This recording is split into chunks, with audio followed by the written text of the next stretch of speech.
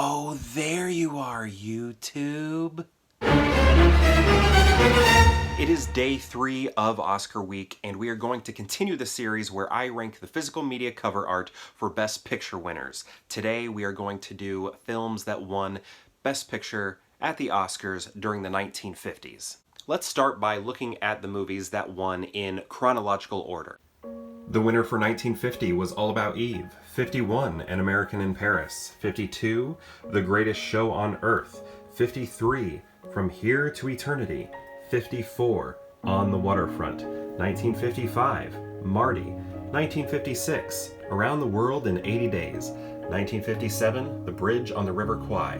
1958, Gigi. And 1959, whoa, look at that glare. 1959, oh, look at that shadow. 1959, Ben-Hur. Let's now analyze the cover art. All About Eve. So this one seems a little simple, but I do like it quite a bit for a few reasons. It does give some of the narrative of the film in the picture, but not necessarily like, it's not giving anything away, but if you've seen the film, it makes more sense. Here you have Margot, here you have Eve. Eve is just constantly trying to, I don't know, be a better performer than Margot, and you can see sort of the way Eve is looking over her shoulder and being like, I'm gonna get you. I'm going to be number one. I'm gonna be the best. And I like that they're in color. This movie is in black and white, which, as you can see from the background, all in black and white here to suggest that. But, you know, it is nice to get, I guess, this color image, but still signaling that the film is black and white back here. And we do get the entertainment district right here. And, you know, that goes into the story as well with what their occupations are. I like the spacing between the characters and the title right here. Apologies for this right here. Some of my movies have stickers on them, but yeah, this one, while at first glance looks a little generic, I think I'm a fan of it. This image right here for American in Paris is pretty dynamic, and I definitely love that. We have, you know, French flag happening here with the colors. Maybe you don't, you know, identify that right away. It almost just looks more like a design element than it is, you know, the flag. I mean, I don't think there's any mistaken, but you know, it functions as a design element, and you can see scenes from the film happening right here in this area, here as well, and then Eiffel Tower obviously back here. Two figures, Gene Kelly here in the foreground with a very dynamic pose, lots of diagonal lines everywhere.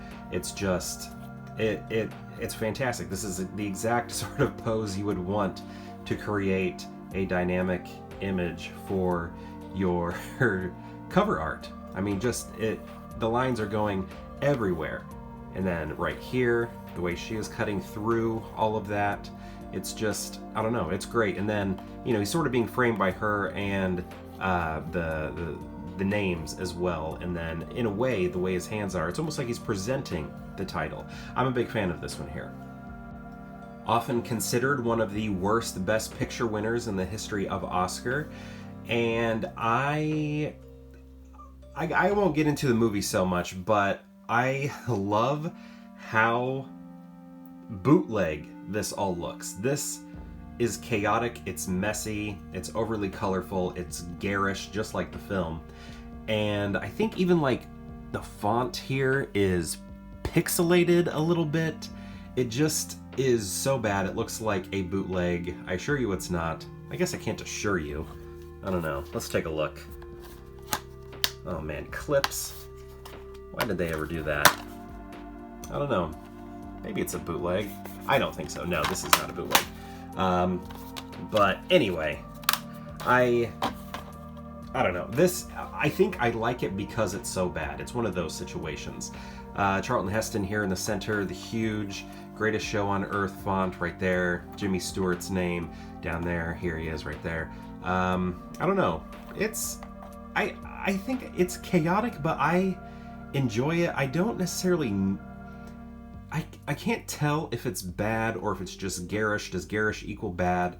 I don't know, but I don't know. I like the framing that's happening here. You're definitely getting an idea of everything that's going on. Just the performance level of, you know, all the things you will see in the circus. It is kind of a difficult movie to watch because you don't know what was going on with the real animals in the movie. So I don't know if you have a lot of empathy towards animals. It might be a difficult one to watch. At this point, it's difficult for me to watch almost any movie that has animals in it. But I don't know. I think I mean, it's like I can recognize it's bad, but I love this one. I am curious to see where I'm going to rank it. At first glance, I think this one is sort of bland, but if you sort of take everything that you are seeing into account and not separating what you're seeing up here from down here, and if you include this, you know, sort of as a complete image, it looks like they, as a couple, are being chosen specifically to be bombed, right? Right here, what we're looking at here, this looks like an explosion, like a bomb from this plane or a plane was just dropped on them and they were targeted specifically. That's what this looks like to me, which is kind of funny. But yeah, everything here, you know, is pretty much in focus, but then everything starts to blur out here, and right here I think it looks very ugly. It looks maybe a little bit better on camera than it does in person, but don't like this gradient font right here. I don't know. This one, I don't know. Discovering sort of, you know, putting all of this together as if they are solely being targeted by these planes and this is a splash from a bomb. I don't know. That's interesting, I guess. So does it get points for that? But otherwise, I don't know. I think this was kind of bland and just a little ugly. Can't say I'm too interested in this one. It's sort of gridded off in a way, sort of a jagged grid right here. You know, the close-up here, headshot, scene. It just, I don't know, it looks like a boring photo montage and basically just says, hey, Marlon Brando's in this movie, here's his face. None of this stuff is striking enough or interesting enough to grab a viewer, I don't think. The font, I guess, I don't know. This one is just kind of bland to me. It's not interesting, and I wish more was done. It just looks very rushed and not much thought put into it. Well, it has the titular character on the cover, so it has that going for it. It tells you nothing about the movie other than this is Marty. The movie's called Marty, and this is Marty. So, I mean, this could just be Ernest Borgnine, right? Just an image of him and him alone. I guess having this say Marty up here tells you that it's Marty, but I don't know. I think they should have gone something with a little bit more narrative. I like the picture of him. It's a nice picture. You know, I like the font and where it's placed, all of that sort of, you know, haloing his head right here, the arch matching, you know, that we're getting right here on his head, that glow, that halo sort of functions right here as well. How it sort of repeats. Same thing with all the lettering, you know. But I don't know. It's just the portrait of Ernest Borgnine with his character's name on top. Okay, things are getting a little bit more interesting. We have an illustration, and it looks more like a book illustration. It doesn't have a cinematic quality to it so much, I would say. It really does look like a novel cover to me, but, you know, it still gets points for being an illustration. You know, we sort of have that diagonal here. We have the, you know, obvious large circle here with our title, but it is happening sort of at an angle right there. The basket, the way it's coming at an angle, and then you can see London and Paris right here, and Earth. Just very minimal. Looks like an exciting ride. You know, they're going to be traveling, and, you know, we will see ships, we will see circuses, steamboats, what is that, a pirate ship or something like that, and we'll see trains. This movie has everything, is basically what this is saying. And it does have a lot of cameos, but do those cameos translate to audiences of today? That doesn't matter, because we're not talking about the movie, we're talking about the cover. And this is an illustration, and I like it when we see stuff like that. So pretty good in my book, even though it does look like an illustration, a cover for a novel rather than a film. This one kind of reminds me of those like Chuck Norris movies that you see, I think from the 70s, probably maybe 80s. That you find those DVDs like at Menards and just the hardware stores and things like that. That's what this one kind of reminds me of. I mean, even this movie you can probably find at a hardware store. But I don't know, that's maybe what the colors are doing, the font is doing, just makes me think of Chuck Norris DVDs I've seen at hardware stores. I like this strong diagonal here. This discontinuous line that we're seeing with the heads, connect those dots right there. The bold font, I guess, is nice. It's not that good of a cover. It looks very macho. And then here we have the bridge, and then, everybody knows at this point, but do you really want to show what happens to the bridge right there? Is that really how you want to sell this movie? Maybe it is how you want to sell it, because people are going to see that and they're like, oh, I want to watch that blow up. But it doesn't leave anything to the end for you to see. I hate when DVD menu screens do this as well, where they just spoil the movie. Why do they do that? That's what this is doing here. So not a smart idea, but I think I just like the macho-ness of this, the hardware store DVD-ness of it, and I guess I can like it for that reason, even though I can't necessarily objectively say it's good. But you know what? Who am I to objectively say this is bad? It's okay. I remember buying this on eBay or Amazon, and it came with these dents right here. The package was destroyed, and to me it always looked like the mailing package was also destroyed. It was like crushed in transit. But to me, this always looks like a dog got to it and tried to chew the corner of my Gigi DVD.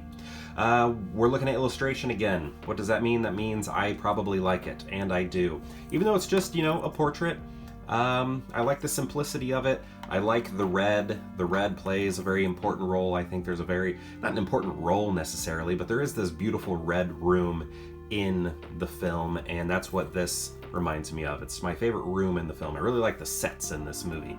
A lot of cool sets and decorative qualities to this film. The font, pretty fun, I would say, and it has that same red that I like. But yeah, I like this one. It doesn't tell you much. It's basically just another example of, here's who's Gigi? It's this person right here. But I do like that it's an unfinished look where the face sort of bleeds into the background there, or maybe surfaces out of the background. I think that's fun. I like that look. So yeah, simple, not a lot to it, but I like the artistry involved. And our final film of the 50s, Ben-Hur. This is, for a movie that really tries to sell the excitement, this is not an exciting cover. It's just, I don't know.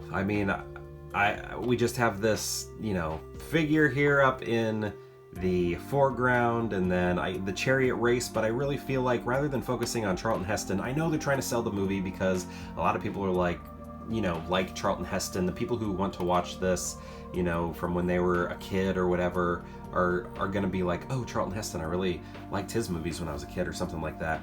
Are maybe gonna buy it. The people who they're selling this DVD to, this specific DVD, may be looking for that. I don't know. I don't even know. Are people? I don't know who's trying to buy this other than Oscar people. But maybe people from the generation are going to want to see his face first.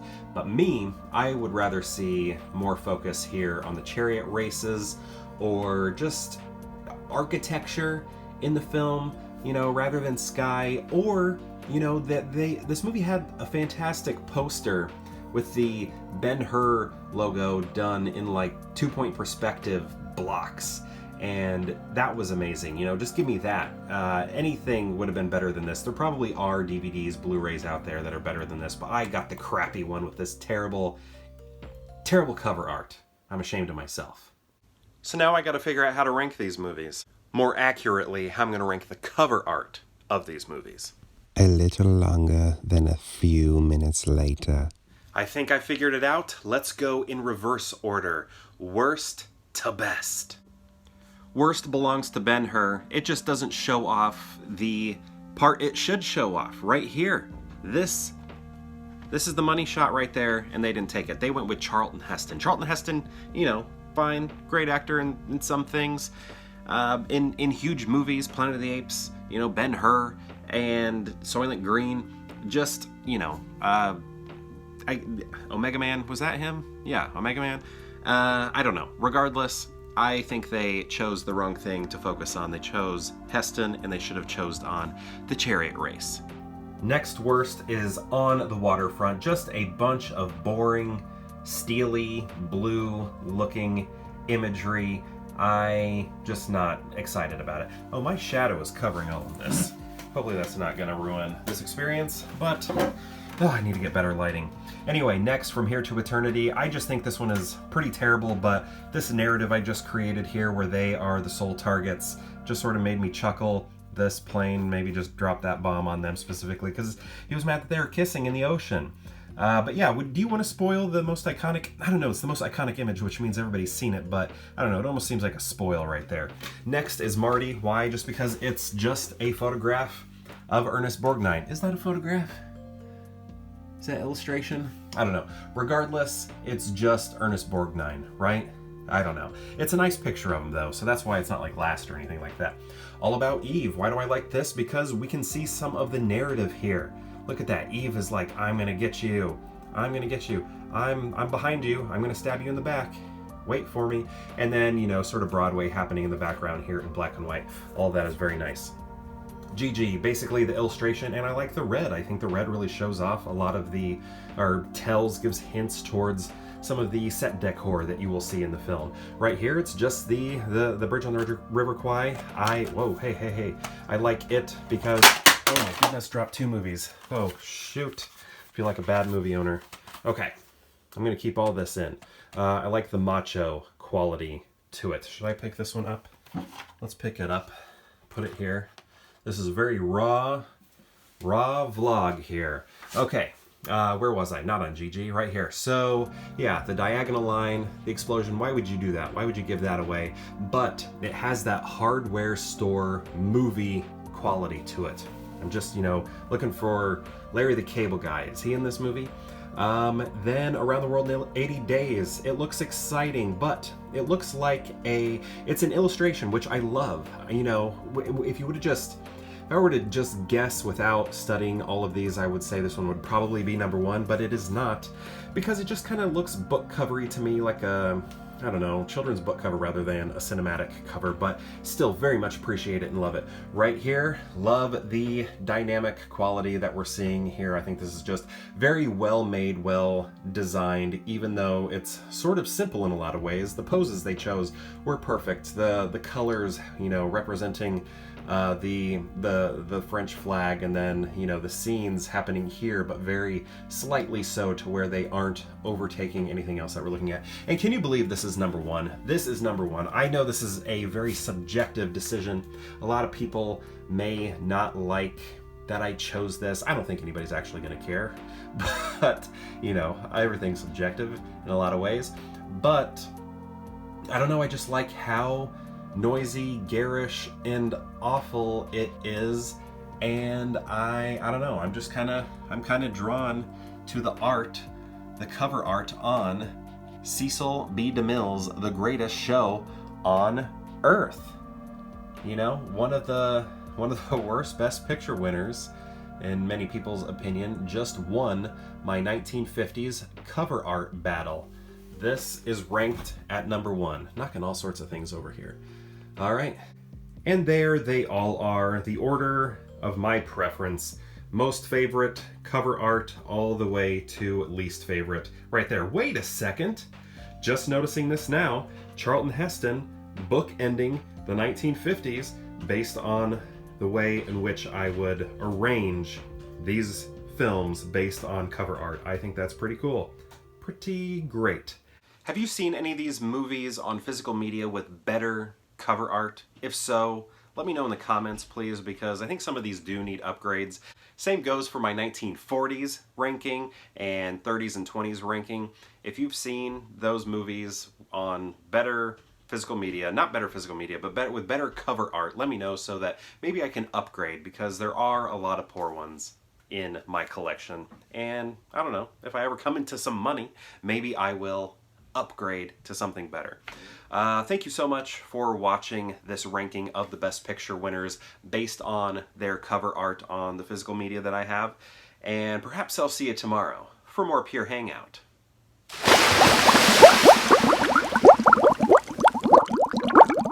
Best Picture.